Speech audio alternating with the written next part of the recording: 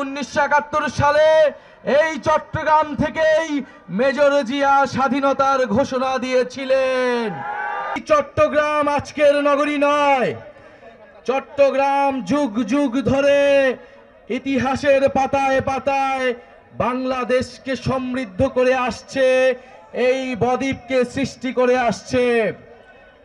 চট্টগ্রাম বিদ্রোহের নগরী, বারবার বিদ্রোহ হয়েছে।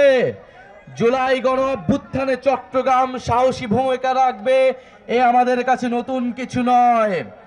আমরা জানি চট্টগ্রামের সেই সিপাহী বিদ্রোহের কথা, হাবিলদার রজব আলী সাহসিকতার সাথে এইখানে সিপাহী বিদ্রোহের সূচনা ঘটিয়েছিল।